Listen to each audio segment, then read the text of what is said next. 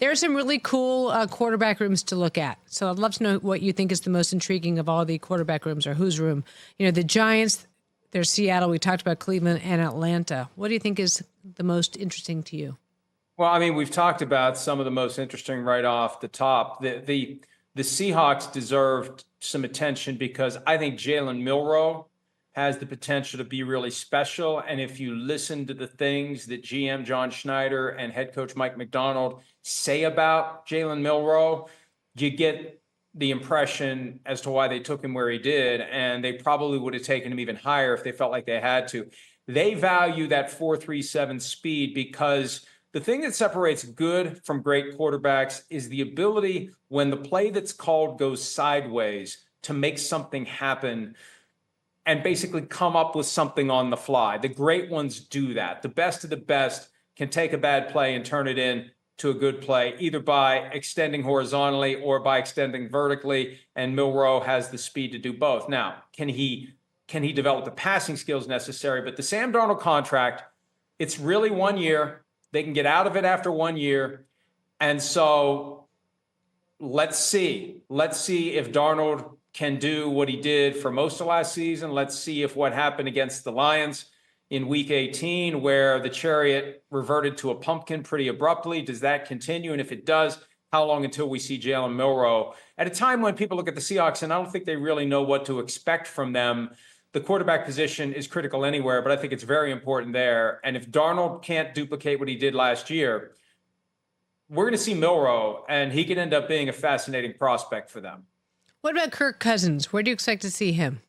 Well, I think at this point, the best play for the Falcons and for Kirk Cousins is just wait for a starting quarterback to suffer a serious injury and have an opportunity arise there. Cousins has the ultimate hammer with the no trade clause, but the Falcons, they allowed a $10 million guarantee next year to fully vest because they wanted to have the flexibility to trade him.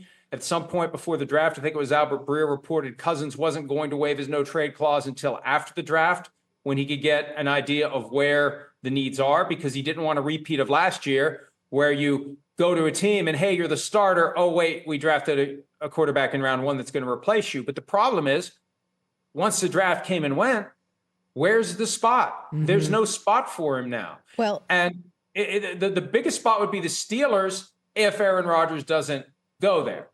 And if Arthur Smith, the offensive coordinator in Pittsburgh, if his intelligence from people he still knows in Atlanta allows him to say, we think this guy can still play. Because the way things fell apart late last year, there's an argument to be made that this wasn't just some temporary thing, that sometimes Father Time wins abruptly and earlier than you would have expected. So I think he's going to have to wait for someone to get injured, and then that team is going to have to be willing to trade with the Falcons in lieu of going with the next guy on the depth chart. Well, as you both know, teams don't like to do things within their own division. But there is a team in that division that needs a quarterback. But teams are so loath to give an asset. Even if they get something in return that's a nice return, they don't want an asset going to a division rival.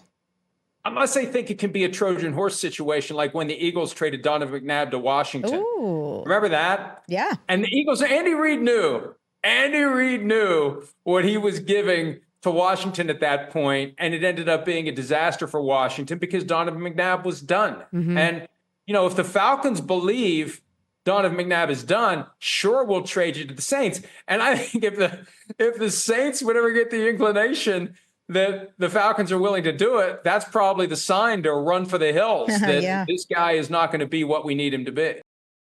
Check out new episodes of What the Football with Suzy Shuster and Amy Trask every Tuesday. Watch us on the Rich Eisen Show YouTube page or follow and listen wherever you get your podcasts.